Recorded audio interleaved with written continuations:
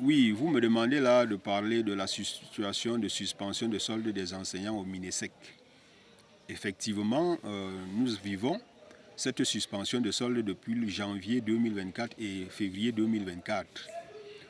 Ceci est dû au fait que le ministre des enseignements secondaires a sorti une liste des enseignants qui étaient supposés avoir abandonné leur poste de travail en janvier 2024 et elle a promis que les salaires allaient être suspendus. Effectivement, les salaires ont été suspendus. Mais parmi ces enseignants-là, qui sont plus de 2500, il y avait plus d'une centaine d'enseignants qui étaient effectivement au pays. Et parmi ces enseignants qui étaient effectivement au pays, on avait une quarantaine qui étaient des grévistes. Et parmi cette quarantaine, certains étaient même allés justifier leur situation au ministère au mois de novembre et d'octobre 2023 avec récépissé à l'appui. Mais leur solde a quand même été suspendu. Alors, mais maintenant, le 29 février 2024, le ministre des enseignements secondaires a sorti deux listes. Une liste de 2128 enseignants dans un communiqué radio et une liste de 722 enseignants. Alors, la liste des 2728 enseignants concerne leur situation administrative. Et ceux-ci étaient chargés donc d'aller à Yaoundé justifier leur position par une cartographie de leur poste de travail et un certificat de présence effective au poste. Bon, à ce niveau-là, nous disons peut-être que ce n'est pas ça le gros du problème, mais nous disons que cela aurait bien pu être fait autrement.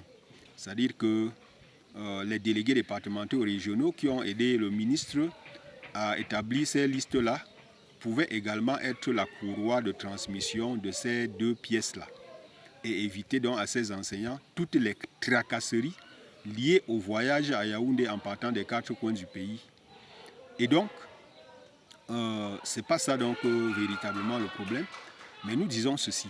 Globalement, qu'il s'agisse des 2128 ou des 722, eh bien, il s'agit des enseignants qui sont taxés d'être absents à leur poste de travail. Nous voudrions que ce soit bien clair pour tous. Les grévistes, les enseignants grévistes, ont toujours clairement été présents à leur poste de travail. D'ailleurs, la consigne de grève, qui est restée constante à peu près, voulait que les enseignants soient présents à leur poste de travail et qu'ils n'exercent pas d'activité pédagogique. On a appelé ça la craie morte. Alors, nous sommes surpris aujourd'hui que le ministre de l'enseignement secondaire parle d'absents au poste de travail et demande pour les 722 que la situation administrative de ces enseignants-là soit justifiée par le chef d'établissement sous pli fermé.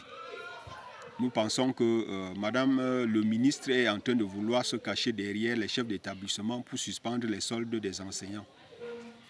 Et évidemment, le règne de l'arbitraire, il n'y a que l'arbitraire dans ces conditions-là, parce qu'elles ne se fondent sur rien. Même si on devrait se contenter de l'article 29 du statut général de la fonction publique qui parle de services faits, en réalité, on devrait aussi faire allusion à la constitution de notre pays qui donne le droit de grève à l'enseignant dès le préambule de la constitution. Et d'autre part, nous avons l'article 45 de la constitution qui apporte une primauté aux traités et aux conventions internationales signées par le Cameroun sur les lois nationales. Et donc, à partir de là, nous pensons que les enseignants sont dans leur bon droit lorsqu'ils ont participé à une grève qui a été légale. Légale parce que, effectivement, le CK a déposé à la primature le 18 août 2023 un préavis de grève et le 28 août, nous avons déposé un avis de grève. Effectivement, nous sommes entrés en grève le 4 septembre 2023. Voilà. Donc nous avons respecté les normes juridiques en la matière. Ensuite, il faut dire que le gouvernement, qui fait semblant donc d'ignorer qu'il y a eu grève, a convoqué les syndicats d'enseignants pratiquement à 9 reprises. On a eu 9 séances de travail avec le gouvernement. Je voudrais vous citer ces 9 séances de travail. D'abord, le 25 septembre, on a eu une première séance de travail avec le ministre du Travail et de la Sécurité sociale. Le 28 septembre, deuxième séance de travail avec le ministre du Travail et de la Sécurité sociale. Et il faut dire qu'à chaque fois, on a la directrice des ressources humaines du MINESEC qui était présente. Le 2 octobre, il y a une séance de travail avec le ministre du Travail en compagnie de 2 autres ministres, à savoir celui de l'enseignement supérieur et de la fonction publique et de la réforme administrative. Le 3 octobre, le CECA a déposé une copie du statut spécial dans les mains du ministre de la fonction publique et de la réforme administrative. Le 5 octobre 2023, il y a eu une séance de travail à la primature avec les syndicats d'enseignants et le secrétaire général des services du Premier ministre. Le 6 octobre 2023, on a eu une concertation à l'effet d'examiner les doléances des syndicats d'enseignants.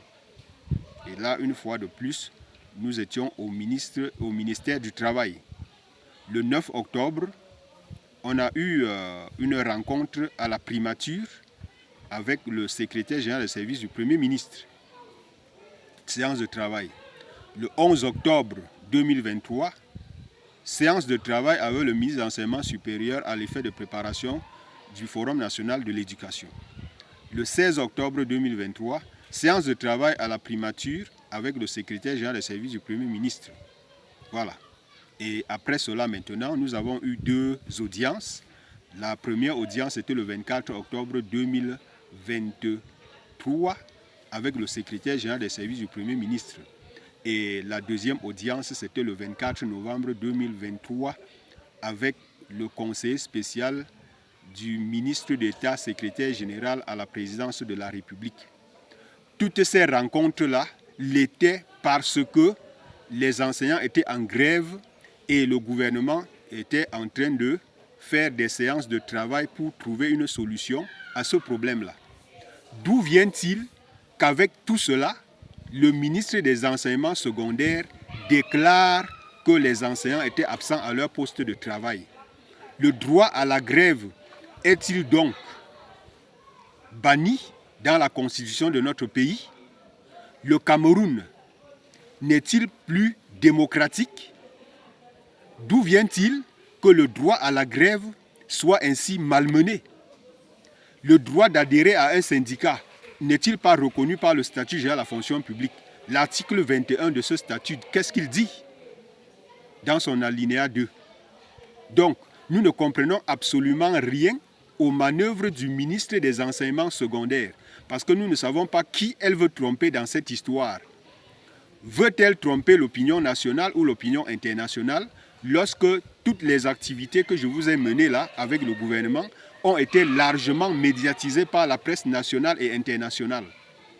Alors, d'où vient-il qu'aujourd'hui on parle des enseignants qui étaient absents de leur poste de travail et qu'on veut les sanctionner, on veut les suspendre de solde? Elle a encore le pouvoir de faire ses affectations disciplinaires, comme cela s'est passé le 5 mars 2024 avec 33 pages d'affectation disciplinaire. Mais de là à suspendre les soldes des enseignants, nous disons qu'il s'agit de l'arbitraire. Il s'agit de l'arbitraire. Et on ne peut pas gérer un pays démocratique dans l'arbitraire, parce qu'elle ne peut se fonder sur rien du tout. L'article 29 du statut général de la fonction publique qui parle de services faits ne peut pas être opposé au droit de grève. Ce n'est pas possible. Voilà. Donc, le droit de grève, s'il est reconnu, et il est reconnu d'ailleurs par notre pays, ne peut pas être bafoué parce qu'on nous parle de l'article 29 du statut général de la fonction publique qui parle de services faits. Voilà, à notre sens, ce que nous pensons de ces suspensions de soldes. Et que le ministre des enseignements secondaires doit arrêter ces manœuvres d'intimidation et de maltraitance des enseignants. l'heure n'est pas à ce genre d'activité.